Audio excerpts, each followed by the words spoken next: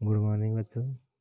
आज हम पढ़ेंगे कि जो बच्चे सरिस्का अभयारण्य में जो सैर करने के लिए गए थे, उन्होंने जो अभयारण्य है वो देखा। किस तरीके से उन्होंने जो ईंधन के जो स्रोत थे उनके बारे में पूछा। सरिस्का अभयारण्य में जंगली जीव जंतुओं को पास से देखकर सभी बहुत रोमांचित और खुश हुए। अर्थात जो छोटे छोटे बच्चे थे वो जीव जंतुओं को देखकर बहुत खुश हुए। प्रफुल्लित भाव से सभी पुनः बस में बैठ गए। सभी खुशी खुशी शोर शराबे के साथ में बस बैठ गए। रास्ते में चाय के लिए एक ढाबे पर रुके तो वहां देखा कि भट्टी में कोयले जल रहे थे। सड़क के दूसरी तरफ कुछ महिलाएं सिर पर लकड़ियों का गट्ठर लिए जा रही थी। आखिर विपुल ने पूछ ही लिया कि ये कोयले कहाँ से आते हैं। तो नेहल ने बताया कि जमीन में कोयले की खदानें होती है, जहाँ से खुदाई करके कोयला निकाला जाता है। तो फिर दोबारा विपुल ने पूछा कि अच्छा, कोयले भी ज़मीन में ही से ही निकलते हैं, ये ज़मीन में कहाँ से आता है। तो फिर अध्यापक ने बताया कि ऐसा अनुमान है कि कई वर्षों पहले ज़मीन की उथल पुथल और भूकंप आदि से असंख्य पेड़ पौधे ज़मीन के अंदर दब गए। वहाँ वायु का अभाव था, ताप दाप बहुत अधिक था, जिसके फलस्वरूप ये पेड़ पौधे कोयले में बदल गए। ये पक्का कोयला कहलाता है। कुछ लोग घरों में जलाऊ लकड़ी से भी कोयला बनाते हैं, जिसे कच्चा कोयला कहते हैं। कुछ लोग क्या करते हैं कि जो लकड़ी होती है उस लकड़ी के द्वारा भी क्या है, कोयला बना लिया जाता है। फिर विपुल ने पूछा कि क्या हमारे देश में कोयले की खदानें भी है। तो शिक्षक ने बताया कि हाँ बेटा, हमारे देश में मध्य प्रदेश, छत्तीसगढ़, पश्चिम बंगाल, उड़ीसा, बिहार, झारखंड और हमारे राजस्थान के बीकानेर ज़िले में जो कोलायत और पलाना है, वहाँ पर कोयले की खानें हैं। मतलब ये जो राज्य हैं, इन राज्यों में कोयला निकालते हैं। और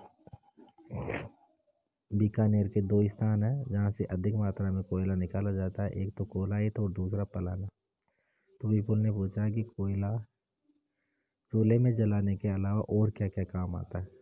अर्थात जो कोयला होता है, उस कोयले का उपयोग हम किस तरीके से और दूसरे तरीके से भी कर सकते हैं। तो शिक्षक ने बताया कि कोयले का उपयोग ईंधन के रूप में किया जाता है। इसका उपयोग ताप बिजली घरों में विद्युत उत्पादन के लिए भी किया जाता है। अर्थात जो लाइट होती है, उस लाइट को बनाने के लिए भी कोयले का उपयोग करते हैं। ताप या विद्युत इससे प्राप्त की जाती है। ईंधन बहुत ही सीमित मात्रा में है, इसका दुरुपयोग नहीं करना चाहिए, अन्यथा ये भावी पीढ़ी को उपलब्ध नहीं होगा। अर्थात ये एक ऐसा संसाधन है जो बहुत ही सीमित मात्रा में है। अगर इसका उपयोग हम ज़्यादा करेंगे, अधिक मात्रा में करेंगे, तो एक समय ऐसा आएगा जब ये धीरे धीरे हमारे धरातल से समाप्त हो जाएगा और फिर आने वाली जो पीढ़ी है वो पीढ़ी इसका उपयोग नहीं कर पाएगी। तो हमने देखा कि ईंधन का करें विवेकपूर्ण उपयोग भावी पीढ़ियों का होगा आपका सहयोग। मतलब हम भावी पीढ़ियों के लिए जो ये ईंधन के जो स्रोत है, इनको हम बचा सकते हैं। अब देखिए इसमें तुमने सीखा क्या है। तो हमने इसमें सीखा है एक तो कि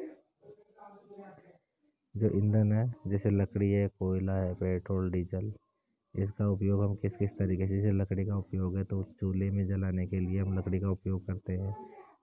कोयले का उपयोग विद्युत बनाने के लिए, ताप प्राप्त करने के लिए। पेट्रोल का उपयोग हम गाड़ियों में करते हैं, जैसे मोटरसाइकिल होती है, कारें होती है। डीजल का उपयोग भी होता है। तो इस तरीके से अलग अलग हम इनका उपयोग करते हैं। इसके अलावा हमने सीखा इसमें पेट्रोल, डीजल और कोयला कई वर्षों पूर्व पेड़ पौधों एवं जीव जंतुओं को दबने से बना। इसका विवेकपूर्ण उपयोग करना चाहिए। हमें ईंधन की बचत करनी चाहिए, क्योंकि ये ईंधन के जो स्रोत है ये सीमित मात्रा में होते हैं। तो इनका उपयोग हमें इस तरीके से करना चाहिए कि आने वाले समय में जो हमारी भावी पीढ़ियाँ वो इनका उपयोग कर सके।